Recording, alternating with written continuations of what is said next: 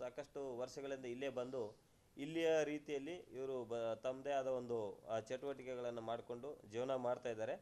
ಇವರಿಗೆ ತಾವು ಎಲ್ಲ ಈಗಾಗಲೇ ಲಿಂಕ್ ಇರುವ ಬಗ್ಗೆ ಎಲ್ಲ ಕೇಳಿದ್ರಿ, ಅದನ್ನು ಸಹಿತ ನಾವು ಪರಿಶೀಲನೆ ಮಾಡಿದ್ದೀವಿ.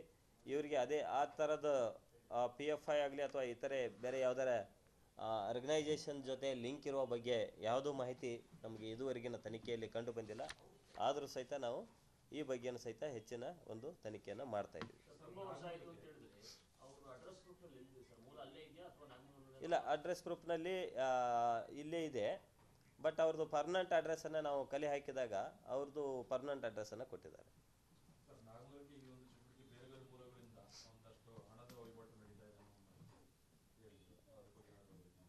ಇಲ್ಲ, ಅದನ್ನು ನಾವು ಪರಿಶೀಲನೆ ಮಾಡ್ತಾ ಇದ್ದೀವಿ. ಏನೇನು ಮಾಹಿತಿ ನಮಗೆ ಬರ್ತದೆ, ಕೆಲವೊಬ್ಬರು ಸಾಕಷ್ಟು ಮಾಹಿತಿಯನ್ನು ಕೊಡ್ತಾ ಇದ್ದಾರೆ. ಆ ಎಲ್ಲ ಮಾಹಿತಿಗಳನ್ನು ಆಧರಿಸಿ ಹೆಚ್ಚಿನ ತನಿಖೆ ಮಾಡಬೇಕಾಗ್ತದೆ. ಅದನ್ನು ಮಾಡಿದ ಮೇಲೆ ನಿಮಗೆ ಮಾಹಿತಿಯನ್ನು ಕೊಡ್ತೀವಿ.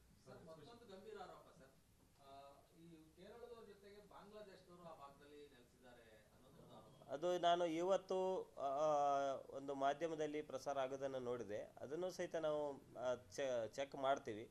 ಆ ಥರ ಯಾರಾದರೂ ಅಕ್ರಮವಾಗಿ ಬಾಂಗ್ಲಾದೇಶದವ್ರು ಇದ್ದು ಇಲ್ಲಿ ಏನಾದರೂ ವಾಸವಾಗಿದ್ದಾರೆ ಅನ್ನೋದ್ರ ಬಗ್ಗೆನೂ ಸಹಿತ ಪರಿಶೀಲನೆ ಮಾಡ್ತೀವಿ. ನಮ್ಮ ಇದುವರೆಗಿನ ಮಾಹಿತಿ ಪ್ರಕಾರ ಯಾರೂ ಇಲ್ಲ.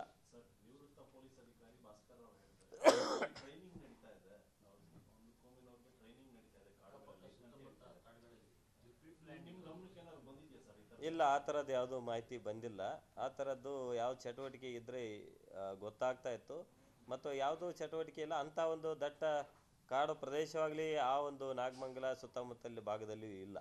ನಮ್ಮ ಮಂಡ್ಯ ಜಿಲ್ಲೆಯ ಮುತ್ತತ್ತಿ ಹೊರತುಪಡಿಸಿದರೆ ಅಂಥ ಒಂದು ದಟ್ಟ ಕಾಡು, ಯಾರೂ ಅಲ್ಲಿ ಹೋಗದೇ ಇರುವಂಥ ಒಂದು ಚಟುವಟಿಕೆ ನಡೀತಾ ಇರುವಂಥ ಪ್ರದೇಶ ನಮ್ಮಲ್ಲಿ ಇಲ್ಲ. ಹಾಗಾಗಿ ಅದ್ರ ಬಗ್ಗೆ ನಾವು ವೆರಿಫೈ ಮಾಡ್ಬೋದು, ಬಟ್ ನಮ್ಮ ಗಮನದಲ್ಲಿ ಆ ಥರ ನಡೀತಾ ಇರೋದು ಯಾವುದೋ ಮಾಹಿತಿ ಇಲ್ಲ. ಇಲ್ಲ, ಲಾಸಸ್ ಬಗ್ಗೆ ಈಗಾಗಲೇ ನಮ್ಮ FIRದಲ್ಲಿ ಅವರು ಏನೇನು ಲಾಸ್ ಆಗಿದೆ ಅಂತೇಳಿ ಕೊಟ್ಟಿದ್ದಾರೆ. ಅದೇ ರೀತಿ ಜಿಲ್ಲಾಧಿಕಾರಿಗಳು ಸಹಿತ ಅವ್ರದ್ದೇ ಒಂದು ಟೀಮ್ನಲ್ಲಿ ಯಾವ್ಯಾವ ಅಂಗಡಿಯಲ್ಲಿ ಏನೇನು ಮಟೀರಿಯಲ್ ಇತ್ತು, ಏನೇನು ಹಾನಿ ಆಗಿದೆ, ಇನ್ನು ಕೆಲವು ಕಡೆ ಕಟ್ಟಡಗಳು ಸಹಿತ ಹಾನಿಯಾಗಿದೆ. ಕಟ್ಟಡಗಳು ಸಹಿತ ಮುಂದಿನ ದಿನಗಳಲ್ಲಿ ಸಹಿತ ಬಳಕೆಗೆ ಬಾರದ ರೀತಿಯಲ್ಲಿ ಹಾನಿಯಾಗಿದೆ. ಅಂಥದ್ರದ್ದು ಸಹಿತ ಅಸೆಸ್ಮೆಂಟ್ ಮಾಡಿದ್ದಾರೆ.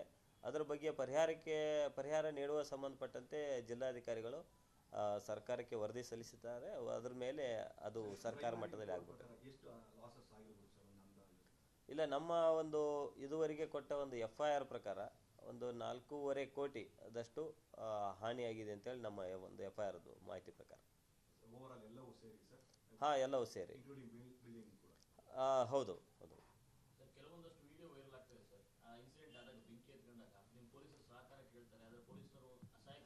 ಇಲ್ಲ, ಒಂದು ವಿಡಿಯೋ ನಾನು ಅಬ್ಸರ್ವ್ ಮಾಡಿದ್ದೀನಿ. ಒಂದು ಕತ್ತಲದಲ್ಲಿ ಇದ್ದ ಒಂದು ವಿಡಿಯೋ ಇದೆ. ಅದರಲ್ಲಿ ಅಲ್ಲಿ ಆ ಒಂದು ಸ್ಥಳದಲ್ಲಿ ಏನಿತ್ತು ಅಂತೇಳಿ ಇಲ್ಲ, ಅವರು ಮಾತಾಡಿದ್ದು ಮಾತ್ರ ಇದೆ.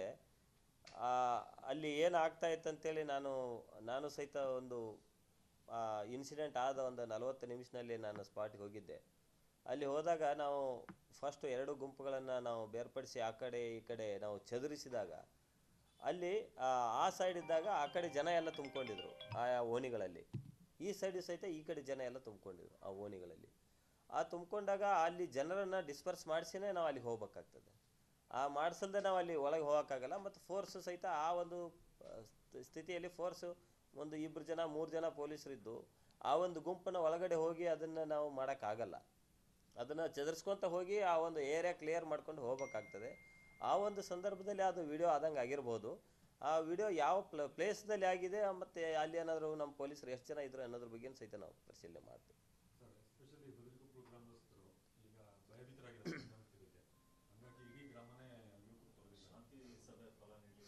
ಇಲ್ಲ, ಶಾಂತಿ ಸಭೆ ಫಲ ನೀಡಿದೆ. ಹಬ್ಬಗಳ ಆಚರಣೆನೂ ಆಗಿದೆ.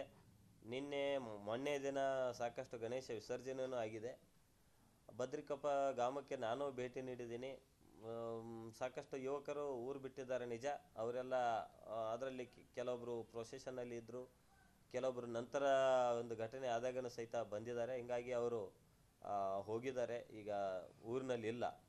ಬಟ್ ಆದರೂ ಸಹಿತ ನಾವು ಮಾಧ್ಯಮದ ಮೂಲಕ ಇರ್ಬೋದು, ಜನರಿಗೇನು ಸಹಿತ ಅಲ್ಲಿ ಒಂದು ನಮ್ಮ ಸ್ಥಳೀಯ ಅಧಿಕಾರಿಗಳಿಂದ ಒಂದು ಮೀಟಿಂಗನ್ನು ಸಹಿತ ನಾನು ಮಾಡಲಿಕ್ಕೆ ಹೇಳಿದ್ದೀನಿ. ಆ ಒಂದು ಬದ್ರಿಕೊಪ್ಪ ಗ್ರಾಮಕ್ಕೆ ಹೋಗಿ ಅವರಿಗೆ ಒಂದು ಧೈರ್ಯ ತುಂಬುವ ಕೆಲಸವನ್ನು ನಾವು ಸಹಿತ ಮಾಡ್ತೀವಿ. ಯಾರು ಭಾಗಿಯಾಗಿಲ್ಲ ಅಂಥವರು ಆ ಊರು ಬಿಟ್ಟು ಹೋಗೋದು ಅವಶ್ಯಕತೆ ಇಲ್ಲ. ಅವರು ಬರಲಿ, ತಮ್ಮ ಕೆಲಸವನ್ನು ನೋಡಲಿ ಅಂತೇಳಿ ನಾನು ಹೇಳ್ತೀನಿ. ನಮ್ಮ ಸ್ಥಳೀಯ ಅಧಿಕಾರಿಗಳ ಕಡೆಯಿಂದ ಅಲ್ಲಿ ಒಂದು ಮೀಟಿಂಗನ್ನು ಸಹಿತ ನಾನು ಮಾಡಿಸ್ಲಿಕ್ಕೆ ಒಂದು ಕ್ರಮ ಕೈಗೊಳ್ತೀನಿ.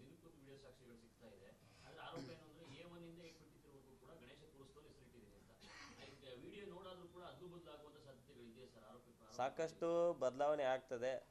ಎಸ್ಪೆಷಲಿ ಏನು ನಾನು ಮೊದಲೇ ಹೇಳಿದೆ, ಒಂದು ಏನು ಅಕ್ರಮ ಕೂಟ ಅಂತೇಳಿ ಅನ್ಲಾಫುಲ್ ಅಸೆಂಬ್ಲಿ ಅಂತೇಳಿ ಹೇಳ್ತೀವಿ, ಆ ಒಂದು ಸೆಕ್ಷನ್ ಇದ್ದರೆ ಅದರಲ್ಲಿ ಯಾರು ಭಾಗಿಯಾಗಿರ್ತಾರೋ ಎಲ್ಲರಿಗೂ ಒಂದೇ ಆಗ್ತದೆ.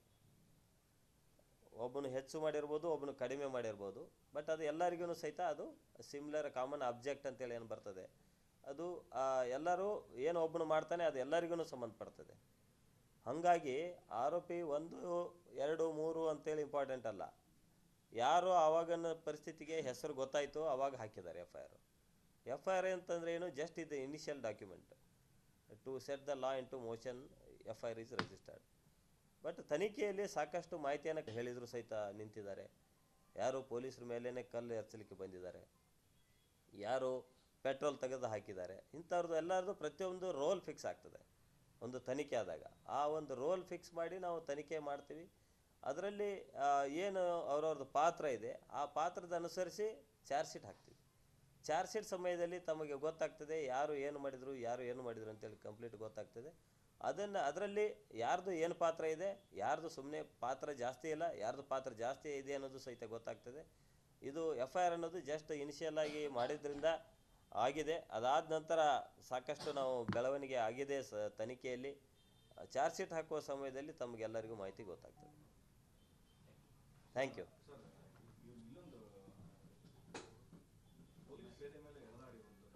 ಇಲ್ಲ, ಆ ಪ್ರಕರಣಕ್ಕೆ ಸಂಬಂಧಪಟ್ಟಂತೆ ಈಗಾಗಲೇ ಮಂಡ್ಯ ಗ್ರಾಮಾಂತರ ಪೊಲೀಸ್ ಠಾಣೆಯಲ್ಲಿ ಪ್ರಕರಣ ದಾಖಲಾಗಿದೆ. ಆರೋಪಿತರನ್ನು ನಾವು ಈಗಾಗಲೇ ಸೆಕ್ಯೂರ್ ಮಾಡಿದ್ದೀವಿ. ಕೋರ್ಟ್ಗೆ ಇನ್ನೇನು ಹಾಜರುಪಡಿಸ್ತಾರೆ. ಹೌದೌದು, ಆಗಿದೆ. ಕೋರ್ಟ್ಗೆ ಹಾಜರು ಆಗ್ತಾ ಇದೆ.